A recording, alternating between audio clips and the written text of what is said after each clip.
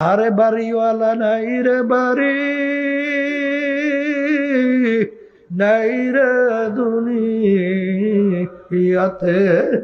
এখন তাড়াতাড়ি করো, বেশিক্ষণ থাকলে ফুইলা উঠবে, পয়সা যাবে, গন্ধ হবে। তাড়াতাড়ি করে ঘর থেকে নামায়। কাদের জন্য জীবন শেষ করলা? ফরিদপুর গেছিলাম বাজারে, একজন আমাকে বলে, হুজুর এলাকার ভিতরে এক বড় ধনী হুজুর মারা যাওয়ার পরে যত অন্ধকার হয়ে আসতেছে, ঘরের ভিতর থেকে ডাক দিয়ে বলে, তাকে রাত্রে ঘরে রাখা যাবে না, ছোট ছোট বাচ্চারা মরা লাশ দেখলে ভয় পাই। মসজিদের ভিতর থেকে খাট বের কইরা খাটের ভিতরে উঠাইয়া আরে মসজিদের বারান্দায় সারা রাত্র ফালাইয়া রাখলো। ওর কষ্টের কামাই করা টাকার বাড়ি তাকে জায়গা দেয় না।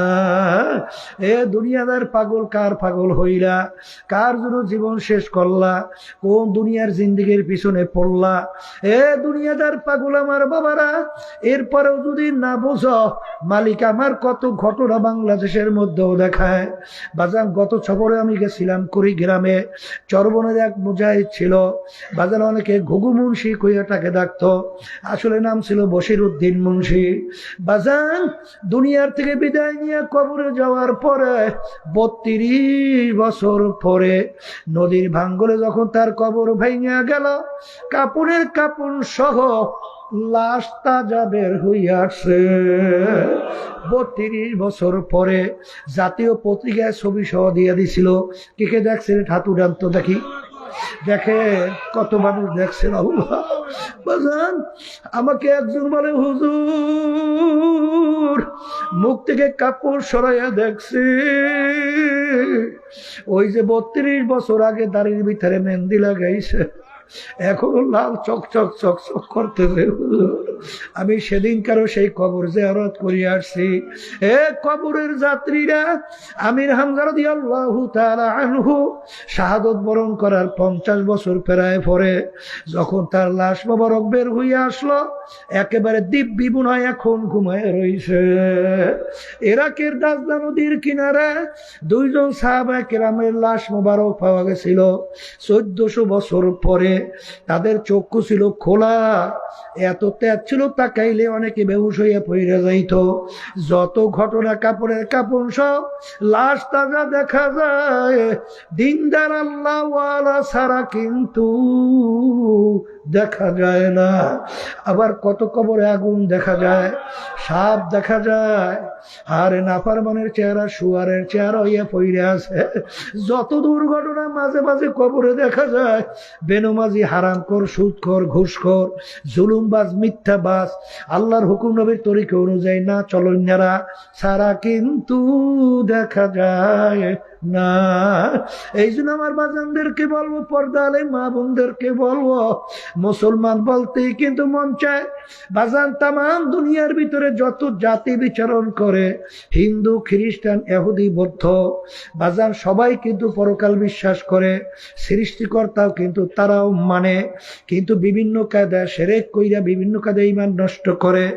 আমরা মুসলমান, আমরা পরকাল বিশ্বাস করি, কিন্তু আমার বাজানদেরকে বলবো, পর্দার আড়ালের মা বোনদেরকে বলবো, আজকে মুসলমানের ঘরে জন্মগ্রহণ কইরা খোদা না খাস্তা কিয়ামতের ময়দানে যদি জাহান্নামের শিকল হাতে পায় লাগে,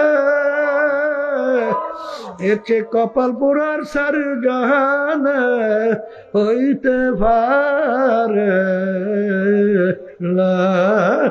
এ দুনিয়াদার পাগল আমার বাবারা, যেই মামলার তদবির নাই তার কিন্তু খালাস নাই।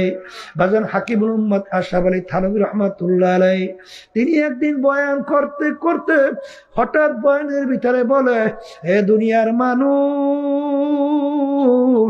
আমি আশরাফ আলী মনে একটা কুকুরের চেয়েও খারাপ হয়ে গেলাম। হুজুর আপনি কুকুরের চেয়ে কিভাবে খারাপ হইলেন? ওরে দুনিয়ার মানুষ, আমরা অনেকে কুকুর বাড়িতে পালি, কুকুরকে আমরা কোনো ভালো জিনিসের ভাগ দেই না। আমরা গোশত খাই, হাড্ডি বাহিরে ফালাই, মাছ খাই, কাটা বাহিরে ফালাই।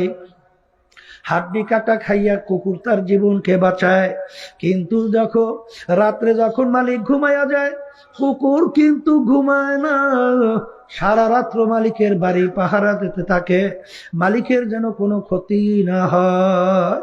ভোরবেলা দেখবা কুকুরের চক্ষু লাল হয়ে গেছে, ওই সময় যদি মালিক কুকুরকে মারে, উচিত ছিল কুকুর মালিককে কামড় দেওয়া।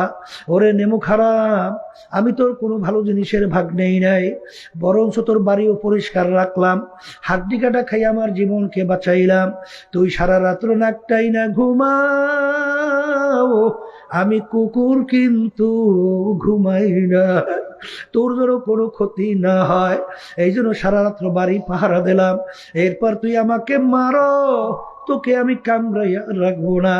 কুকুর কিন্তু তা করে না, কুকুর ল্যাজটাকে পেটের নিচে ঢুকাইয়া কান দুটো একটু নিচের দিকে নামাইয়া চক্ষু দুটো বুঝু বুঝু মালিকের দিকে তাকাইয়া মাথাটা একটু কাইত কইরা করুণ সুরে ডাকে, ঘেউ ঘেউ কইরা ডাকে, মনে হয় যেন বলে মালিক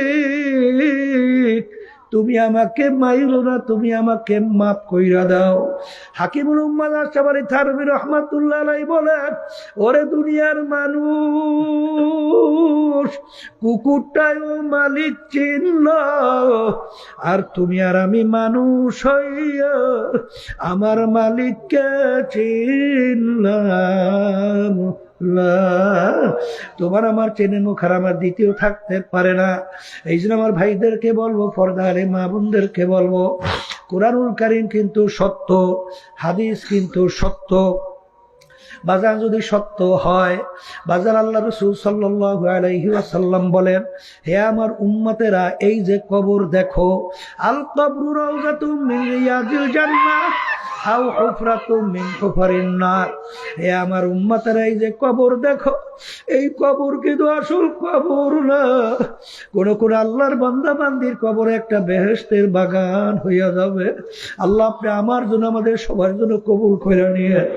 আল্লাহ রাসূল বলেন, ও আমার উম্মতেরা, কোন নাফরমানের কবরের মধ্যে জাহান্নামের আগুন এসে ভইরা যাবে।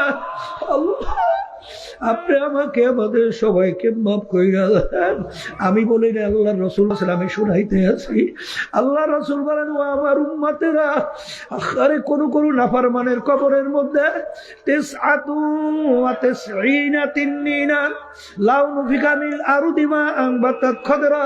কোন নাফরমানের কবরের মধ্যে একটা না দুইটা না 99টা বিষাক্ত সাপ জমা হইয়া যাবে। কেমন বিষাক্ত সাপ? যদি দুনিয়ার দিকে মুখ কইরা একটু ফুঁক দিত, ওই সাপের বিষের কারণে কোনো গাছপালা তরুলতা মাথা জাগাতে পারতো না। কিয়ামত পর্যন্ত নাফরমানকে পেঁচাইয়া পেঁচাইয়া ওই সাপ নাফরমানকে ঠোকরাইতে থাকবে। আল্লাহ আমাকে আমাদের সবাইকে মাফ কইরা দিয়ে